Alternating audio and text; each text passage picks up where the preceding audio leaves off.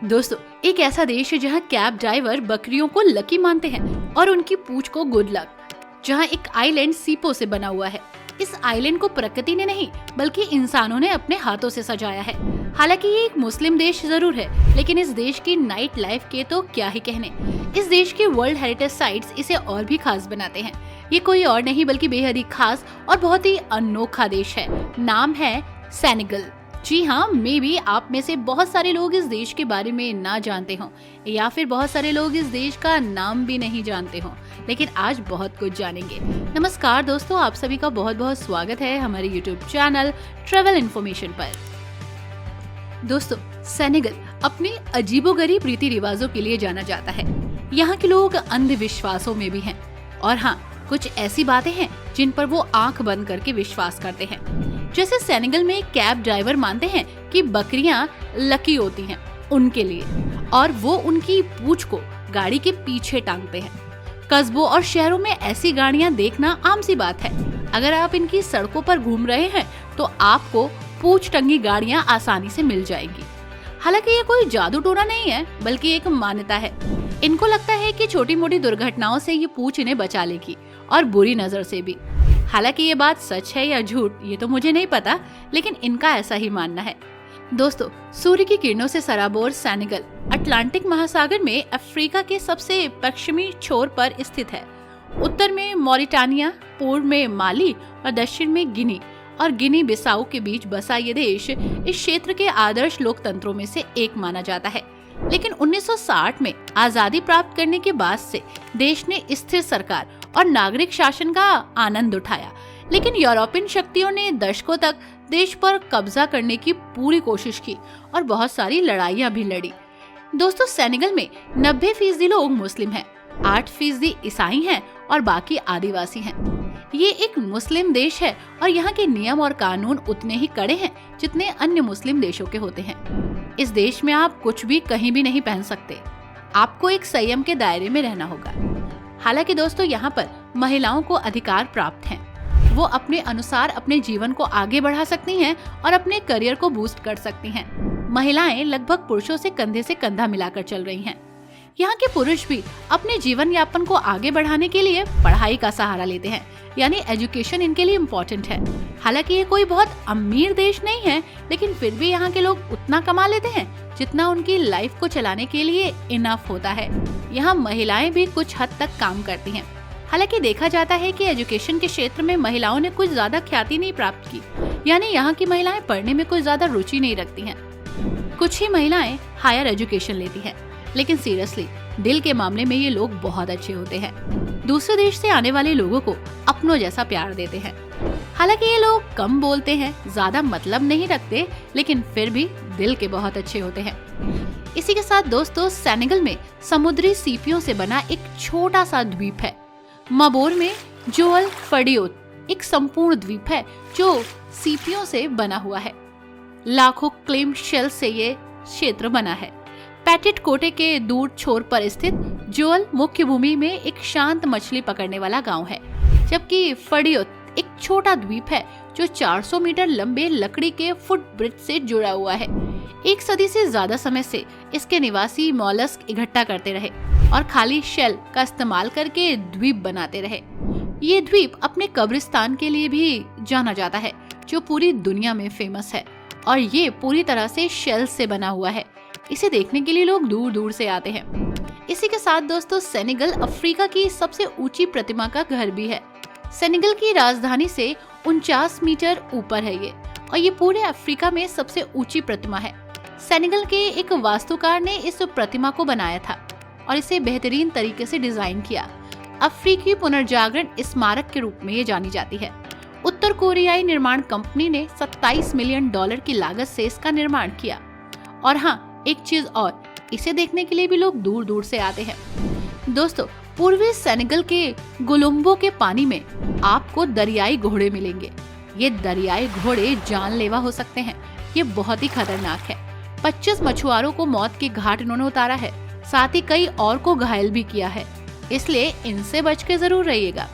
गुलुम्बो के ग्रामीण और विशाल जबड़े वाले स्तनधारी शांति पूर्वक यहाँ रहते हैं।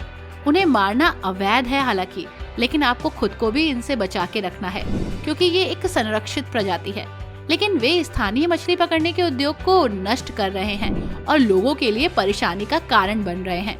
लेकिन फिर भी दोस्तों, इन दरियाई घोड़ों को देखने के लिए भी लोग दूर दूर से आते हैं, क्योंकि इस देश ने इन दरियाई घोड़ों को संरक्षित करके रखा है। दोस्तों, यहाँ के लोगों के वैसे काफी शौक है, लेकिन सर्फिंग सबसे बेहतरीन शौक है। हर दूसरे इंसान को यहाँ सर्फिंग करनी आती है। जी हाँ, दरअसल सेनेगल को ऐतिहासिक रूप से सर्फिंग का देश कहा जाता है। अब ज्यादातर समय लोग इसी में बिताते हैं।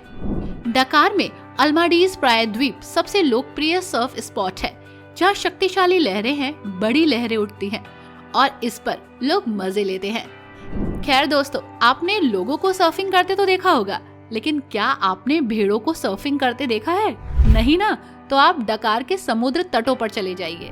जी हाँ, यहाँ पर आकर आपको भेड़ें सर्फिंग करते दिखेंगी। दरअसल दोस्तों, यहाँ पे चरवाहे भेड़ों को लेकर आते हैं डूबते हुए सूरज को दिखाने और समुद्र के पानी में मस्ती कराने।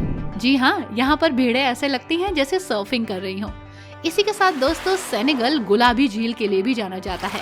हालांकि ये एक केमिकल रिएक्शन है, लेकिन खूबसूरती इतनी है ना कि देखने लायक। राजधानी शहर से लगभग 1 घंटे की ड्राइव पर स्थित लेक रोज अपने चमकीले गुलाबी रंग के लिए प्रसिद्ध है। झील में नमक की मात्रा भी असाधारण रूप से है, औसत महासागर से 10 गुना अधिक नमकीन और केवल मृत सागर के बराबर। झील का ये केमिकल रिएक्शन इसे इतना खूबसूरत बनाता है कि देखते रह जाइएगा। इसी के साथ दोस्तों, सेनेगल अजनबियों का स्वागत अपनी तरीके से करता है।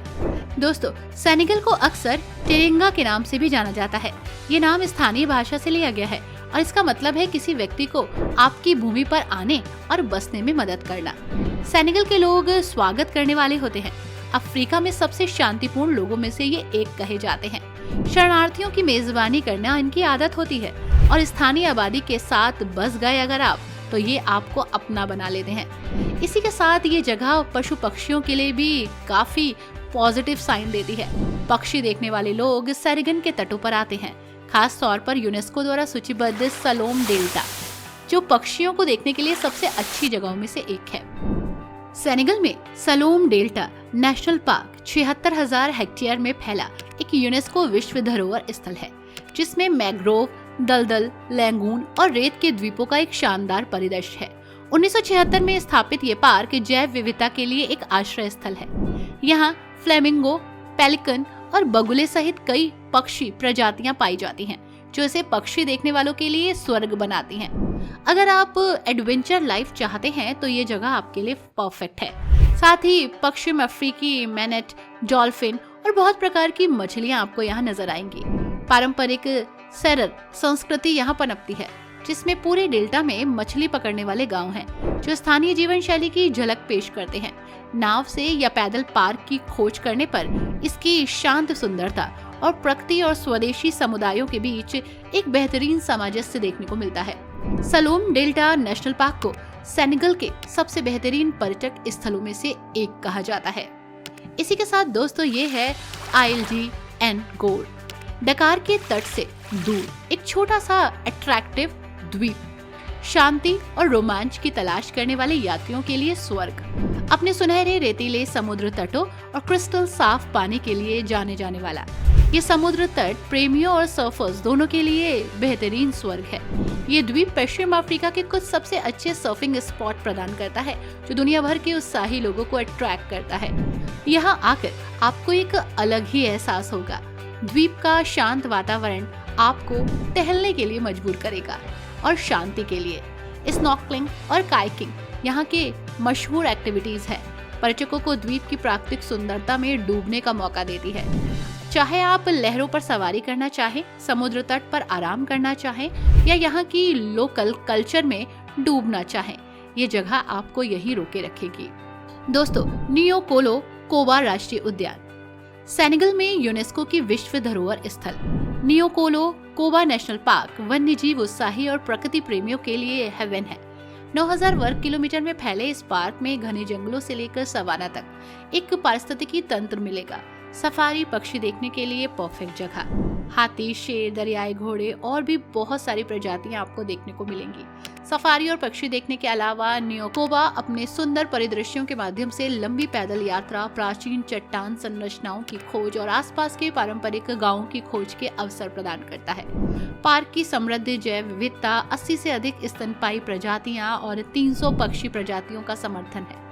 साथ ही चिंपांजी और डर्बी एलेंट जैसी दुर्लभ प्रजातियां यहाँ शामिल हैं। गहरे सांस्कृतिक अनुभव के लिए आप यहाँ आ सकते हैं, पारंपरिक जीवन शैली का अनुभव ले सकते हैं। साथ ही सेनेगल के व्यंजनों का स्वाद आप यहाँ पर ले सकते हैं। इसी के साथ दोस्तों, डकार जो कि इसकी राजधानी है, वो भी किसी टूरिस्ट डेस्टिनेशन से कम नहीं है। सेनेगल की जीवंत राजधानी एक ऐसा शहर है जहां इतिहास, संस्कृति और आधुनिकता मिलती है देखने को। कैप वर्डे प्रायद्वीप पर स्थित डकार ट्रांस अटलांटिक दास व्यापार के दौरान एक बंदरगाह और बाद में फ्रांसीसी औपनिवेशिक केंद्र के रूप में इतिहास को समेटे हुए है। ये जगह अपनी कला, दृश्य, संगीत और रंगीन बाजारों के लिए जानी जाती है। हलचल भरा महानगर आपको अट्रैक्ट करेगा। यूनेस्को की विश्व धरोहर स्थल गोरे द्वीप पर आप जा सकते हैं और खूबसूरती का आनंद ले सकते हैं। साथ ही यहाँ पर कुछ ऐसा है जो आपका वेट कर रहा है। एक्टिविटीज करने के लिए बेहतरीन जगह। डकार उन लोगों के लिए बेहतरीन पर्यटन स्थल है जिन्हें अफ्रीकी रोमांच की तलाश है। आई होप दोस्तों ये जगह, ये खूबसूरती आपको पसंद आई होगी। वीडियो कैसी लगी हमें जरूर बताइएगा। वीडियो को लाइक एंड शेयर करना मत भूलिएगा। Thanks for watching. Bye bye and take care.